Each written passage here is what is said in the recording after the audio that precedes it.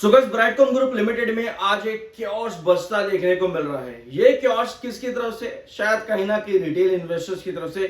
क्यों? क्योंकि एक खबर है ब्राइटकॉम ग्रुप लिमिटेड के पुराने मामलों के रिगार्डिंग। अब तक शायद आप लोगों ने सुन ही ली होगी, वी आर NISM 7 सर्टिफाइड, तो सब्सक्राइब जरूर कर देना। शुरुआत करते हैं आपकी खबर से जिसका कोई इंपैक्ट या फिर जिसका कुछ भी फर्क नहीं पड़ता है आज की डेट में ब्राइटकॉम ग्रुप लिमिटेड पर। ये एक कॉमन सी चीज है जो कि हम लोगों को मालूम भी होनी चाहिए, बट क्योंकि खबर कंपनी से रिलेटेड है तो इसको यहां पर समझ लेते हैं एक बार। सेबी ने फाइन लगाया है ब्राइटकॉम ग्रुप के पुराने इंडिपेंडेंट डायरेक्टर्स पर, किस लिए? गवर्नेंस पर जो इन्होंने लैप्स किया, यानी कि कंपनी के फाइनेंशियल्स को इन्होंने तोड़ा मरोड़ा, कहा कि भैया नहीं, ये नहीं, कंपनी के प्रॉफिट इतने हैं, और भैया कहां से कहां ही कंपनी को बैलेंस शीट के ऊपर पहुंचा दिया। समझे? तो ये पुराना मैनेजमेंट है जो कंपनी में मिस मैनेजमेंट पहले भी करता हुआ आया है। SEBI has penalised 2 former independent director of Brightcom group for failing to ensure accurate financial reporting after a probe found profit inflation and accounting regularities. मामला आता है ये आपका 2000 फाइनेंशियल ईयर 2017-19 का, ये देख लो यहाँ पे 2014-15 का फाइनेंशियल का मामला है ये, और 2019-20 का। ठीक है, तो दो मामले हैं। फाइनेंशियल स्टेटमेंट जो कि मिस स्टेट किया गया था, पहला 2014-15 में और दूसरा आता है 2019-20 में। भैया कंपनी के प्रॉफिट बता दिए गए थे सीधा 1280 करोड़, 1280 करोड़ तक के कंपनी के प्रॉफिट बता दिए गए थे, जिसके बाद अब इनके ऊपर पेनल्टी लगी है, फाइन इनको किया गया है। अब ब्राइटकॉम ग्रुप लिमिटेड की आज की कंडीशन भैया इस समय से तो बहुत ही अलग है। ठीक है, ऑल्दो 2024 में भी और 2025 में भी रिसेंटली कंपनी की जो है लिस्टिंग यानी कि ट्रेडिंग वापस से खुली है, तो पुराने मामले अब ब्राइटकॉम ग्रुप लिमिटेड पर इफेक्ट नहीं करते हैं। बट क्योंकि रिटेल इन्वेस्टर्स बहुत ज्यादा पैनिक में आ जाते हैं, छोटी छोटी खबरों को देखते हो, तो यस, इन सब चीजों का इफेक्ट गिरावट में कई बार देखने को मिल जाता है, और वही कुछ आज के सेशन में ब्राइटकॉम ग्रुप में देखने को मिल भी रहा है। बट लास्ट वीडियो में हमने डिस्कस किया था आपका इंपॉर्टेंट ट्रेंड, दो ट्रेंड हमने डिस्कस करे थे, जिसमें पहला आता है 14-20 के आसपास और अगला आता है 11-50। ये लेवल आपका इंपॉर्टेंट बेस है। लास्ट वीडियो में हमने ये दो ट्रेंड्स मार्क किए थे और ये आपका रिस्ट्रिक्शन था जहां से आप लगातार नीचे गिरते हुए आए हो। 15 सितंबर को हमने लास्ट वीडियो लिया था। वीडियो के आखिर में Q2 का प्री एनालिसिस भी लेंगे कि सितंबर क्वार्टर 2025 में कंपनी क्या रिवेन्यू जनरेट कर सकती है, तो उसको भी वीडियो को एंड तक देखना और सब्सक्राइब कर देना, because we are NISM 7 certified. Volatility ज्यादा इसलिए है ब्राइटकॉम ग्रुप लिमिटेड में क्योंकि वार मार्जिन परसेंटेज जो है वो 75% को एक्सीड कर चुका है इन पास्ट 3 मंथ्स।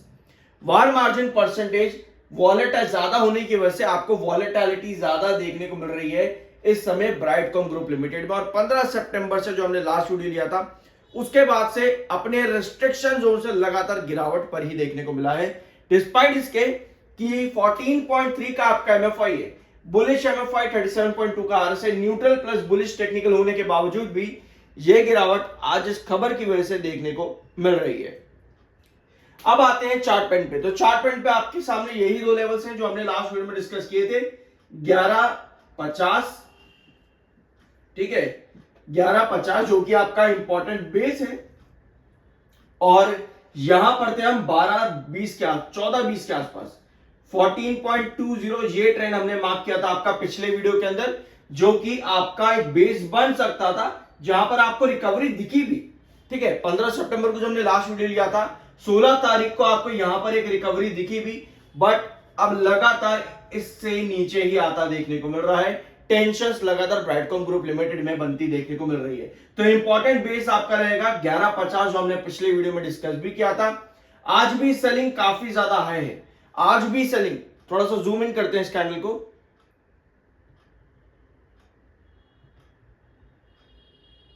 ठीक है, तो आज के सेशन में भी सेलिंग बहुत ज्यादा हाई देखने को मिल रही है, ऊपर की टेल लंबी है जो कि सेल को इंडिकेट कर रही है। ठीक है, तो अभी आपको यहां चाहिए क्या हमें सीधा 11-50 पर गिरावट देखने को मिलेगी? भैया ऐसा तो नहीं है, ऐसा नहीं हो सकता, इतना आसान नहीं होता, ये चीज पॉसिबल नहीं है।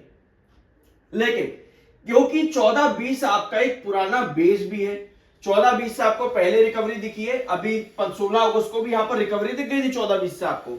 बट अभी आपकी कंडीशन ये है कि 14-20 के आप लगातार 2 सेशन से नीचे आ रहे हो। अभी आपकी क्या पॉसिबिलिटी बन सकती है कि कल के सेशन में आपके पास थोड़े बहुत बायर आए और वापस से 14-20 के पास जाने की कोशिश करें। बट क्योंकि अब वो आपका रिस्ट्रिक्शन है 14-20, अब आपका रिस्ट्रिक्शन है, तो ऐसी कंडीशन पे वॉलेटिलिटी वार मार्जिन परसेंटेज को देखते हुए वॉलेटिलिटी अगर और बढ़ती है तो आप छोटी रिकवरी लेकर के वापस डाउन ट्रेंड पर कंटिन्यू कर सकते हो। ये पॉसिबिलिटी है 11-20 का आपका इंपॉर्टेंट बेस है 11-50 का। ठीक है, तो अब आते हैं आपके क्वार्टर 2 में कंपनी क्या नंबर्स दे सकती है। सितंबर 2022 सबसे पहले शुरुआत करेंगे। सितंबर 2022 में कंपनी का रेवेन्यू था 1683 करोड़, जो कि जून के कंपैरिजन में एक हेल्दी रेवेन्यू है, यानी कि सितंबर क्वार्टर कंपनी का जून के कंपैरिजन में अच्छा देखने को मिलता है। अब आते हैं 2023 में। 2023 सितंबर कंपनी का रेवेन्यू 1814 करोड़ का आया, जो कि जून के कंपैरिजन में फिर से एक स्ट्रॉन्ग ग्रोथ है।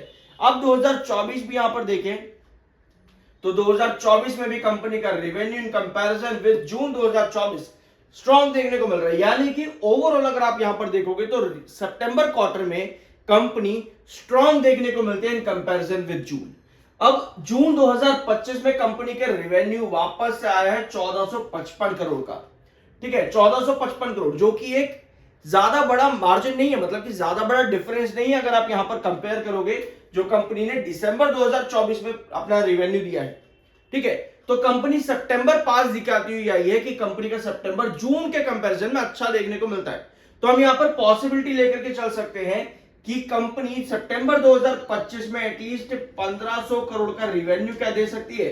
भैया अगर हम पास्ट नंबर्स को देखें तो यस पॉसिबल है, 1500 करोड़ के आसपास की रेवेन्यू की पॉसिबिलिटी कंपनी की बनती है, क्योंकि पास्ट नंबर्स कंपनी के बता रहे हैं कि सितंबर और क्वार्टर कंपैरिजन विद जून अच्छा देखने को मिलता है। तो यही पॉसिबिलिटी है कंपनी का रेवेन्यू बढ़ता देखने को मिल सकता है क्वार्टर ऑन क्वार्टर बेसिस, और definitely year on year basis पर भी आपको सिमिलर जंप देखने को मिल सकता है। ओपीएम और टैक्स परसेंटेज कंपनी का डिसेंट है, रेगुलर ही है, कोई चेंजेस में बड़े नहीं आते हैं। तो ऐसे में कंपनी की प्रॉफिटेबिलिटी भी बढ़ने के चांसेस है, specially year on year basis company के प्रॉफिट्स में बड़ा जंप देखने को मिल सकता है। रीजन क्या है उसके पीछे यहां पर देखते हैं। सितंबर 2024 में कंपनी का प्रॉफिट था 186 करोड़ का, और उसके बाद से कंपनी 244, और जून 2025 में कंपनी का प्रॉफिट था 211 करोड़ का। तो पॉसिबल है company year on year basis भी वापस 200 करोड़ का मार्क लेकर के आए, और क्वार्टर ऑन क्वार्टर बेसिस भी कंपनी का 200 करोड़ का मार्क 2 बार लगातार कंटिन्यू हो सकता है प्रॉफिट्स में। तो ये पॉसिबिलिटीज है प्री एनालिसिस में कि क्या कंपनी नंबर दे सकती है। बाकी आपका क्या ओपिनियन है, क्या कंपनी अच्छा नंबर देगी या फिर कंपनी में डिप आता देखने को मिल सकता है रेवेन्यूज के अंदर। कमेंट बॉक्स में अपना ओपिनियन जरूर शेयर करना। बाय सेल की कोई रिकमेंडेशन नहीं है। आई होप कि वीडियो आपको पसंद आया होगा। मिलता है अगले वीडियो में।